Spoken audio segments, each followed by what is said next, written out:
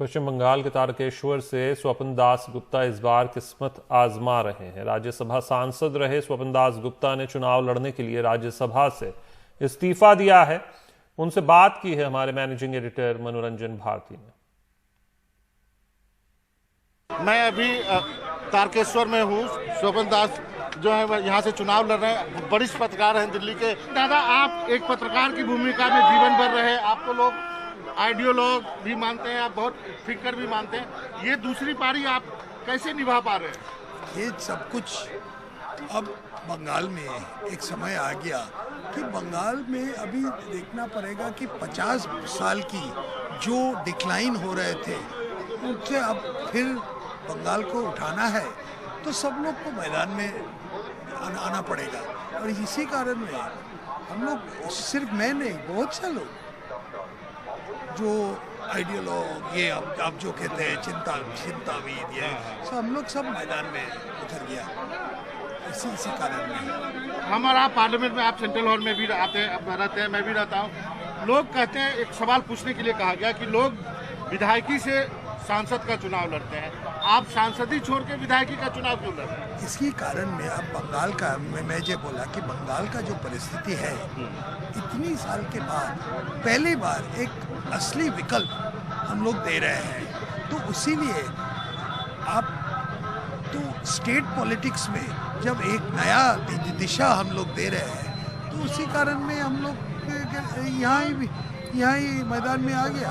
तो ये हम क्या बोले, मेरा हिंदी इतना अच्छा, और मेरा हिंदी इतना अच्छा नहीं है, लेकिन but I think this is a turning point in Bengal.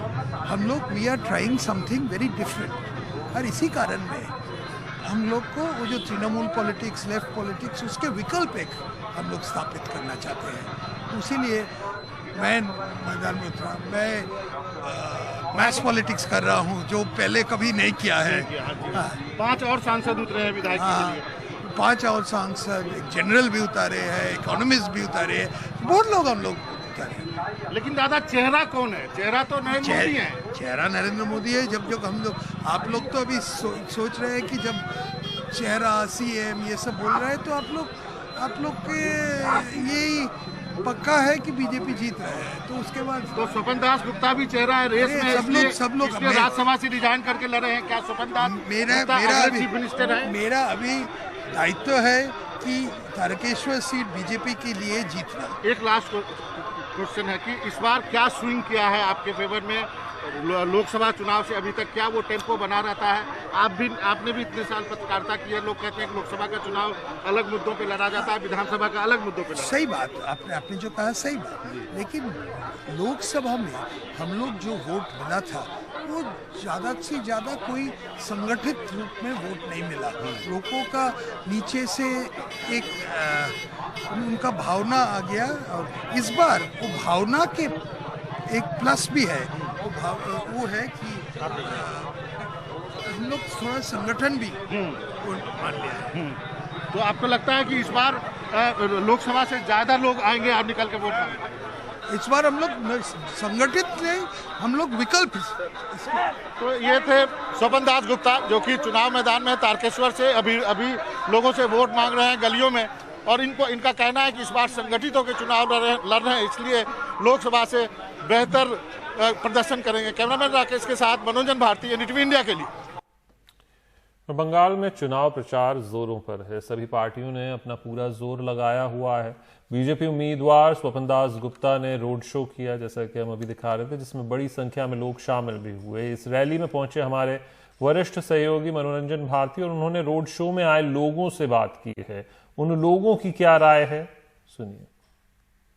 हमारे साथ और भी कुछ यूथ हैं जो इन्होंने कहा कि रिकॉर्ड वोट से जीतेंगे, लेकिन एक जो जय श्री राम के नारे लग रहे हैं, उसको लेकर के बड़ी बातें कही जा रही है कि बंगाल में ऐसा पहले नहीं देखने को मिला। आप लोग का क्या कहना है? नहीं, ये तो जय श्री राम तो कोई एक मजहब धर्म की बात नहीं है। जय श्री राम भारत का स्पिरिट है।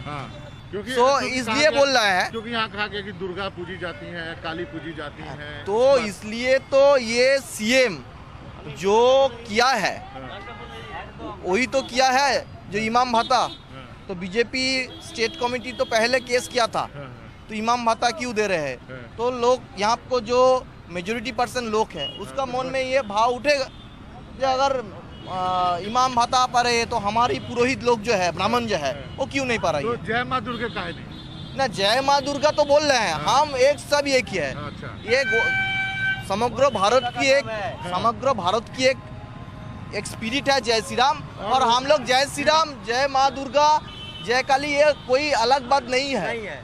वो चाहे दुर्गा माता ये है, अस्तित्व का लड़ाई है, ये अस्तित्व का लड़ाई है। एक बार वहाँ से 2 करोड़ 3 करोड़ लोग बंगाल जब तोड़ा इंडिपेंडेंस के बाद और इंडिपेंडेंस के आगे, तब वहाँ से जो लोग उठ के आगे जो शरणार्थी है उसके तो सिटीजनशिप दे रहा है ये नरेंद्र मोदी जी की गवर्नमेंट। तो क्यों तृणमूल लेफ्ट के लोग हल्ला कर रहे हैं? ये तो किसी को नहीं छीन नहीं रहा है। कुछ कहना चाहते हैं आप, बताइए। कुछ कहना है, श्री राम आएगा, दुर्गा माता बोलेगा, काली माता बोलेगा,